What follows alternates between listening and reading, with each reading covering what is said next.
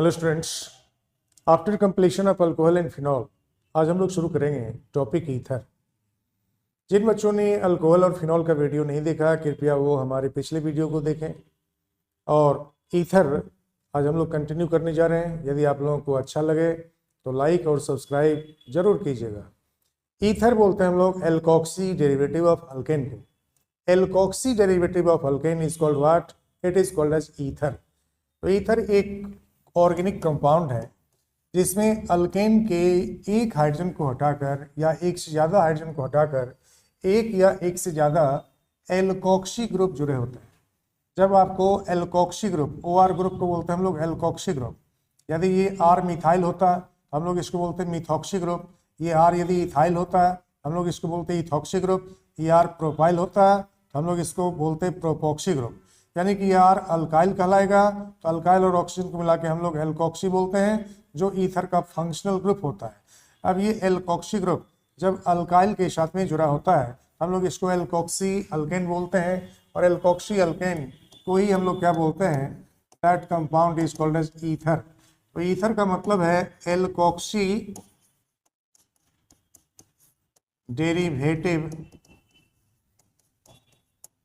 Of alkane. Alkoxy derivative of alkane को ही हम लोग क्या बोलते हैं? Alkoxy derivative of alkane is called as ether. इस कंपाउंड को बोलते हैं हम लोग ether. Alkoxy derivative of alkane is called ether. अब ईथर के दो टाइप हैं। टाइप्स ऑफ ईथर जो है ये आपको दो टाइप के। एक होता है सिमेट्रिकल ईथर, जिसको हम लोग ROR लिखकर रिप्रेजेंट करते हैं। और दूसरा होता है एसिमेट्रिकल ईथर। एसिमेट्रिकल ईथर बोलते हैं ROR'। अब देखिए दोनों में क्या डिफरेंस है हम लोग ये समझते हैं। सिमेट्रिकल ईथर और एसिमेट्रिकल ईथर में क्या डिफरेंस है? सिमेट्रिकल ईथर का मतलब होता है जब ईथर में आपको दोनों अल्काइल ग्रुप सेम रहेगा, ऑक्सीजन के साथ में दो अल्काइल ग्रुप जुड़े होते हैं, तब आप इस कंपाउंड को ईथर बोलते हैं। और ये दोनों ही अल्काइल ग्रुप सेम हो तो हम लोग इसको सिमेट्रिकल बोलते हैं या सिंपल ईथर बोलते हैं। और ऑक्सीजन के साथ जब दो अल्काइल ग्रुप जो जुड़े हुए हैं तो एक दूसरे से डिफरेंट हो तो हम लोग इसको क्या बोलते हैं? एसिमेट्रिकल ईथर बोलते हैं। If two alkyl groups are different then it is called as asymmetrical ether. एक टाइप का ईथर होता है जिसको बोलते हैं साइक्लिक ईथर। साइक्लिक ईथर में आपको साइक्लिक रिंग बनाता है ऑक्सीजन। ऑक्सीजन के साथ ये कार्बन साइक्लिक रिंग बनाते हैं। आप ऐसे कंपाउंड को क्या बोलते हैं? This compound is called as cyclic ether. तो ईथर के टाइप हो गए सिमेट्रिकल ईथर का मतलब हो गया जब दो अल्काइल ग्रुप जो ऑक्सीजन जुड़ा होगा वो सेम रहेगा। एसिमेट्रिकल ईथर जब दो अल्काइल ग्रुप जो जुड़ा होगा वो डिफरेंट होगा। और साइक्लिक ईथर जब कार्बन चेन के साथ में ऑक्सीजन एक रिंग लाइक स्ट्रक्चर फॉर्म करेंगे हम लोग इसको क्या बोलते हैं? It is called as cyclic ether.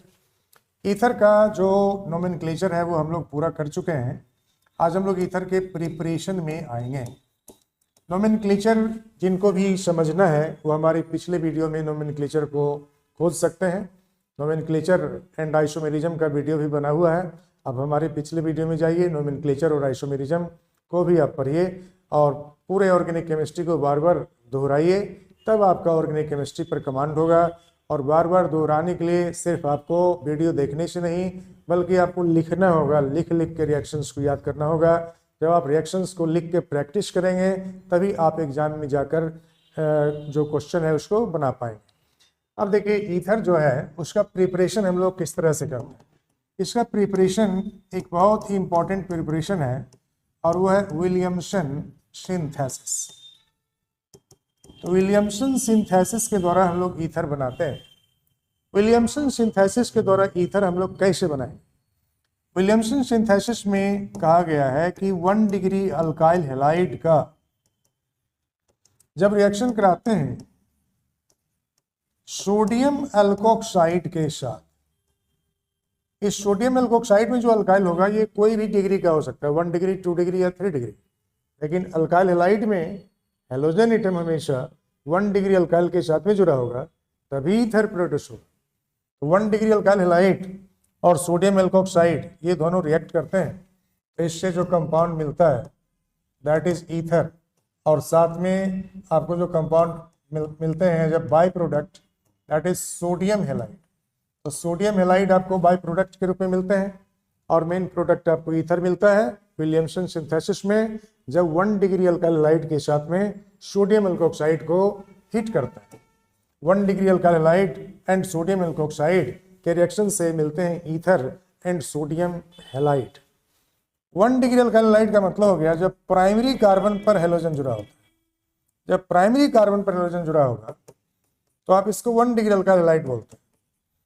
और ये सोडियम एल्कोक्साइड है, ये दोनों जब रिएक्ट करेगा, इन दोनों की रिएक्शन से आपको मिलेंगे RCH2OR।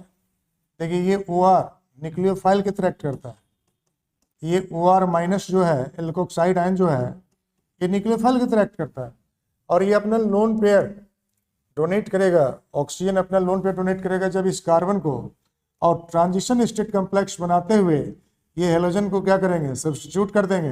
जब यहाँ से हेलोजन सब्स्टिट्यूटेड हो जाएगा एल्कोक्सी ग्रुप के द्वारा, तो आपको जो कंपाउंड मिला इस कंपाउंड को क्या बोलते हैं, एल्कोक्सी अल्केन। इसी कंपाउंड को बोलते हैं एल्कोक्सी अल्केन, और एल्कोक्सी अल्केन को ही क्या बोलते हैं हम लोग, ईथर। साथ में जो इन्हें प्लस यहाँ से निकल रहा है और यहाँ से जो हेलोजन X माइनस बन के निकलेगा, X माइनस मतलब हेलाइड आयन, ये हेलाइड आयन और sodium ion positive and negative ion combined होकर सोडियम हेलाइड फॉर्म कर लेते हैं एज ए बाई प्रोडक्ट। तो ईथर के साथ में आपको बाई प्रोडक्ट के रूप में सोडियम हेलाइड मिलता है।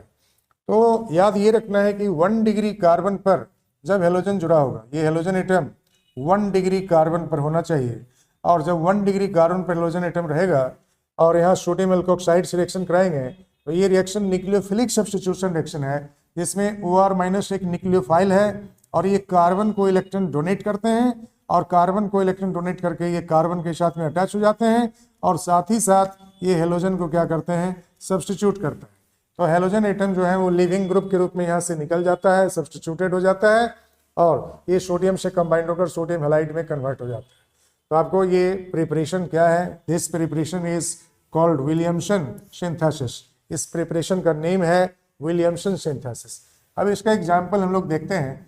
जैसे आपको दे दिया CH3Br और सोडियम के साथ में यहाँ अटैच्ड है एल्कोक्साइड लाइक सोडियम मिथॉक्साइड। तो जब CH3Br के साथ में आप सोडियम मिथॉक्साइड का रिएक्शन कराते हैं, तो आपको सोडियम मिथॉक्साइड का मिथॉक्साइड आयन इस कार्बन पर अटैक करेगा जहाँ ब्रोमीन अटैच्ड है, और ये मिथॉक्साइड आयन जब कार्बन को इलेक्ट्रॉन डोनेट करेगा तो साइमल्टेनियसली ब्रोमीन यहाँ से सेपरेट होंगे। एक तरफ ये मिथॉक्साइड आयन कार्बन के साथ में बॉन्ड बनाता जाएगा, और दूसरी तरफ ये ब्रोमीन और कार्बन के जो बॉन्ड है ये टूटते जाएंगे, यानी कि ट्रांजिशन स्टेट कॉम्प्लेक्स बनेंगे, और ट्रांजिशन स्टेट कॉम्प्लेक्स बनाते हुए ये फाइनल प्रोडक्ट में डाई मिथाइल ईथर में या मिथॉक्सी मीथेन में चेंज कर जाएंगे। अब इस मिथाइल से जब ब्रोमीन निकल गया और ये मिथॉक्सी ग्रुप इसके साथ अटैच हो गए, तो फिर जो कंपाउंड बना इस कंपाउंड को क्या बोलते हैं, मिथॉक्सी मीथेन बोलते हैं। और साथ में आपको सोडियम आयन और ये Br माइनस आयन ये दोनों कंबाइंड होकर क्या बनाया, that is NaBr। Sodium ion और ये ब्रोमाइड आयन कंबाइंड होकर बना लेते हैं NaBr, सोडियम ब्रोमाइड। तो मिथॉक्सी मीथेन इस तरह से बना लेते हैं। यदि आपको यहाँ पर इथाइल ब्रोमाइड है, सपोज यहाँ पर इथाइल ब्रोमाइड है, और आपको दे दिया Na+O-, और यहाँ पर इस कार्बन के साथ में देखिए एक जो अल्काइल ग्रुप जुड़ा हुआ है टर्सरी अल्काइल जुड़ा हुआ है, ये सोडियम टर्सरी ब्यूटोक्साइड बोलते हैं, सोडियम टर्सरी ब्यूटोक्साइड इसको बोलते हैं। और ये टर्सरी ब्यूटोक्साइड जो है ये न्यूक्लियोफाइल के रूप में इस कार्बन पर अटैक करेगा और यहाँ से ब्रोमीन को सब्स्टिट्यूट कर देगा। यही याद रखना है कि हमेशा ब्रोमीन एटम या हेलोजन एटम 1 डिग्री कार्बन पर होना चाहिए, और यहाँ जो ये ऑक्सीजन है वो किसी भी डिग्री ऑफ कार्बन पे अटैच्ड रहे तो इससे ईथर बन सकता है। अब ये न्यूक्लियोफाइल जब इस पर अटैक करेगा ये ब्रोमीन सब्स्टिट्यूटेड हो जाएंगे, और ब्रोमीन जब सब्स्टिट्यूटेड होगा तो यहाँ पर इस इथाइल के साथ में CH3CH2 के साथ में ये ब्यूटोक्साइड जो टर्सरी ब्यूटोक्साइड है वो अटैच हो जाएगा। तो ऑक्सीजन के थ्रू ये इलेक्ट्रॉन डोनेट करके ये इस कंपाउंड के फॉर्मेशन करते हैं। अब इस कंपाउंड को हम लोग क्या बोले, now this compound is called what, एक तरफ इथाइल जुड़ा हुआ है और एक तरफ टर्सरी ब्यूटाइल जुड़ा हुआ है। तो इथाइल और टर्सरी ब्यूटाइल जब दोनों जुड़ा हुआ है तो अल्फ़ाबेट में हम लोग इथाइल लिखेंगे और फिर टी ब्यूटाइल लिखेंगे, टर्सरी ब्यूटाइल लिखेंगे और फिर क्या लिखेंगे, ether, ethyl tertiary butyl ether. और साथ में आपको सोडियम आयन और ब्रोमाइड आयन ये दोनों कंबाइंड होकर NaBr में, सोडियम ब्रोमाइड में कन्वर्ट हो जाते हैं। आपको यहाँ जो प्रोडक्ट बना इथाइल टर्सरी ब्यूटाइल ईथर, ये कॉमन नेम है। इसका IPC नेम यदि हम लोग करेंगे तो IPC नेम में आप देखिए longest chain of carbon main chain होता है। ये आपको जो चेन है, ये जो चेन है आपका, ये जो चेन है, this carbon is main chain. अब इसमें सबसे ज़्यादा कार्बन है, 3 कार्बन एटम है और इसी पर फंक्शनल ग्रुप इथॉक्सी ग्रुप भी जुड़ा हुआ है। अब सेकंड कार्बन पे मिथाइल भी है और सेकंड कार्बन पे इथॉक्सी ग्रुप भी जुड़ा हुआ है। हम लोग इथॉक्सी को अल्फ़ाबेट में पहले लिखेंगे तो इसका नेम क्या होगा, दैट इज 2 पर इथॉक्सी जुड़ा है, लिखेंगे 2 इथॉक्सी और 2 पर ही मिथाइल भी जुड़ा है, तो 2 इथॉक्सी 2 मिथाइल और 3 कार्बन के लिए हम लोग क्या लिखेंगे, that is called as propane, 2 ethoxy 2 methyl propane. इसका नेम हो जाता है 2 इथॉक्सी 2 मिथाइल प्रोपेन। तो इस तरह से आप 2 इथॉक्सी 2 मिथाइल प्रोपेन बना लेते हैं, या आप इसको कहते हैं ethyl and tertiary butyl, ethyl and tertiary butyl, ethyl and tertiary butyl ether. एक तरफ इथाइल ग्रुप जुड़ा है, एक तरफ टर्सरी ब्यूटाइल ग्रुप जुड़ा है, तो ethyl and tertiary butyl ether बोलते हैं हम लोग इसको कॉमन नेम। तो ये तरीका है विलियमसन सिंथेसिस के द्वारा ईथर बनाने का, जिसमें 1 डिग्री अल्काइल हैलाइड के साथ में सोडियम एल्कोक्साइड का रिएक्शन कराते हैं और इस दरमियान आपको ईथर मिलता है। जब 1 डिग्री अल्काइल हैलाइड नहीं हो, इसके बदले यदि 2 डिग्री अल्काइल हैलाइड हो या 3 डिग्री अल्काइल हैलाइड हो, तो हम लोग क्या बना सकते हैं। जब 1 डिग्री अल्काइल हैलाइड के बदले 2 डिग्री अल्काइल हैलाइड हो या 3 डिग्री अल्काइल हैलाइड हो, तो हम लोग यहाँ ईथर बनाएंगे तो ये गलत हो जाएगा। अब ये 2 डिग्री कार्बन पर हेलोजन जुड़ा हुआ है और जब 2 डिग्री कार्बन के साथ में हेलोजन जुड़ा हुआ है और इसका रिएक्शन हम लोग एक है ना, ये टर्सरी ब्यूटोक्साइड भी ले सकते हैं, सोडियम टर्सरी ब्यूटोक्साइड ले सकते हैं या कोई भी सोडियम एल्कोक्साइड ले लीजिए। तो आप यहाँ पर देखिए ये जो कार्बन है ये क्राउडेड हो गया, इस पर हेलोजन जुड़े हुए हैं वो क्राउडेड हो गया कार्बन। तो इस कार्बन पे अब ये न्यूक्लियोफाइल के रूप में अटैक नहीं कर पाता है, बल्कि ये क्या करता है, अब ये प्रीफर करता है यहाँ से हाइड्रोजन को पुल करना, यहाँ से हाइड्रोजन को ये प्रोटॉन के रूप में निकालते हैं, क्योंकि जो न्यूक्लियोफाइल होते हैं वो बेस की तरह भी एक्ट कर सकता है। तो आपको जब ये हेलोजन क्राउडेड कार्बन पर जुड़ा होगा तब यहाँ से ये एल्कोक्साइड आयन जो है ये बेस की तरह एक्ट करेंगे। अब ये न्यूक्लियोफाइल की तरह एक्ट नहीं करेंगे। बेस की तरह जब न्यूक्लियोफाइल एक्ट करता है तो प्रोटॉन को निकालता है, प्रोटॉन एक्सेप्ट करता है, H+ को निकालता है। तो आपको यहाँ पर ये बेस अब अपना इलेक्ट्रॉन इस H को डोनेट करेगा और हाइड्रोजन को ये पुल कर लेता है जब प्रोटॉन। तो फिर ये बॉन्ड पेयर इलेक्ट्रॉन जो होते हैं, ये जो कार्बन हाइड्रोजन के बॉन्ड पेयर इलेक्ट्रॉन हैं, या बॉन्ड पेयर इलेक्ट्रॉन अब शिफ्ट कर जाते हैं कहाँ पे, ये जो carbon hydrogen bond pair electron है ये इस कार्बन की तरफ शिफ्ट करेंगे जहाँ पर हेलोजन जुड़ा हुआ है, और यही कार्बन अब न्यूक्लियोफाइल के तरह एक्ट करेगा।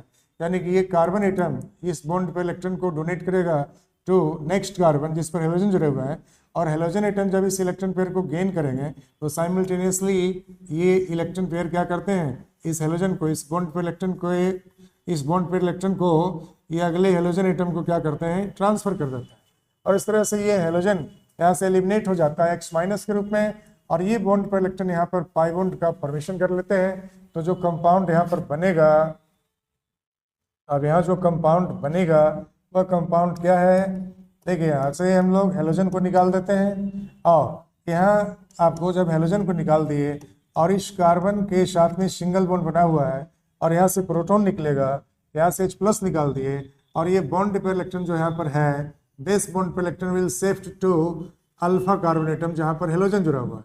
तो ये bond pair electron alpha carbon के तरफ जाएगा और यहाँ पर ये बॉन्डिंग करेगा, और साइमल्टेनियसली यहाँ से हेलोजन क्या होंगे, लॉस हो जाएंगे। यानी कि X- जो लॉस होगा वो Na+ के साथ में कंबाइंड होकर NaX में चेंज कर जाएगा, और यहाँ जो ब्यूटोक्साइड आयन है, टर्सरी ब्यूटोक्साइड आयन जो है वो इस H+ को पुल कर लेगा, और H+ को पुल करके ये H के साथ में जुड़ गया, तो आपको टर्सरी ब्यूटाइल अल्कोहल बन गए।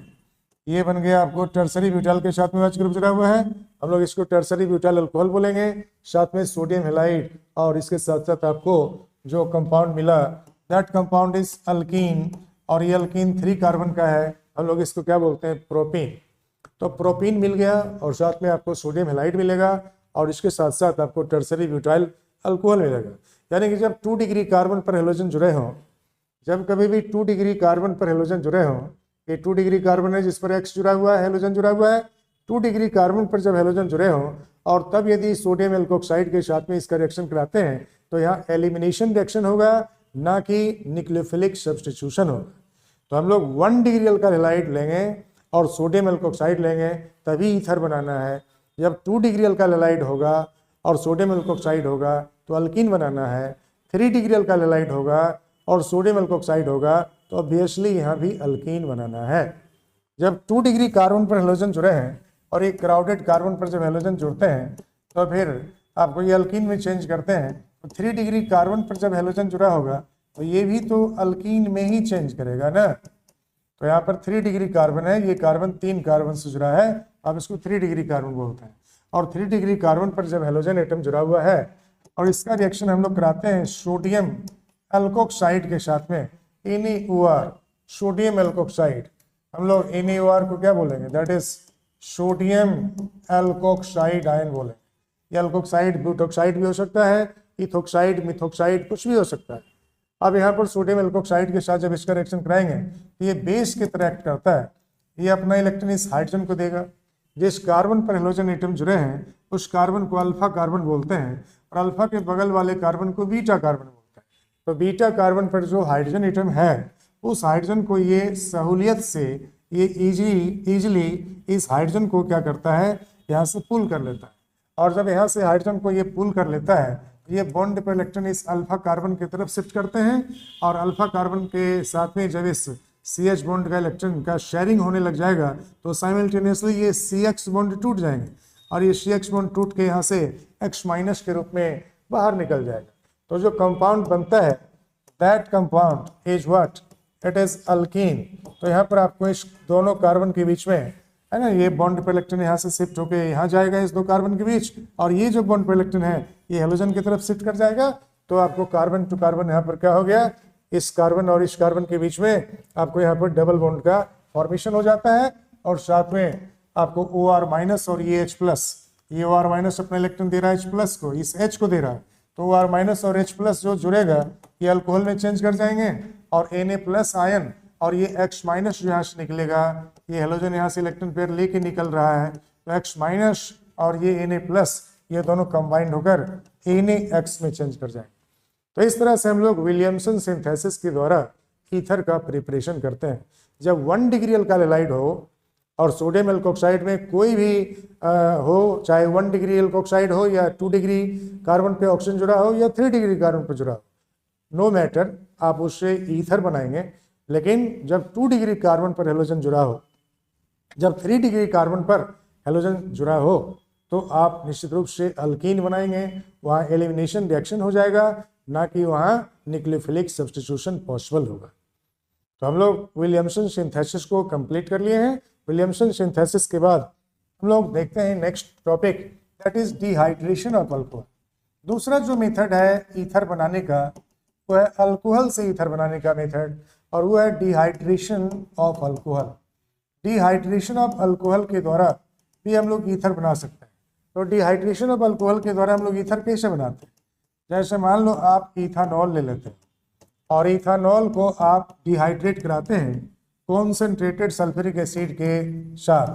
जब H2SO4 कॉन्क लेके आप इसको हीट करते हैं और इसका टेम्परेचर डिपेंडेंट प्रोडक्ट होता है। जब हम लोग इथानॉल को कंसनट्रेटेड H2SO4 के साथ में हीट करते हैं 140 डिग्री सेल्सियस पे या 413 केल्विन पर, जब 140 डिग्री सेल्सियस पे या 413 केल्विन पर हम लोग अल्कोहल को हीट करेंगे विथ कॉन्क H2SO4 तो डिहाइड्रेट होके ये ईथर में चेंज करता है।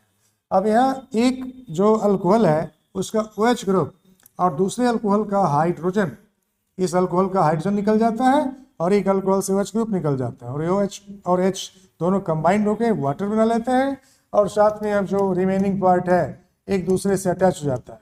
यहाँ से देखिए आपको OH ग्रुप निकल गया तो इथाइल बना, और यहाँ से हाइड्रोजन निकाल देते हैं तो इथॉक्साइड है। अब ये इथॉक्साइड और इथाइल दोनों कंबाइंड हो जाता है तो ईथर बन जाते हैं, और साथ में H और OH दोनों कंबाइंड हो गया, that will produce what, it will produce water.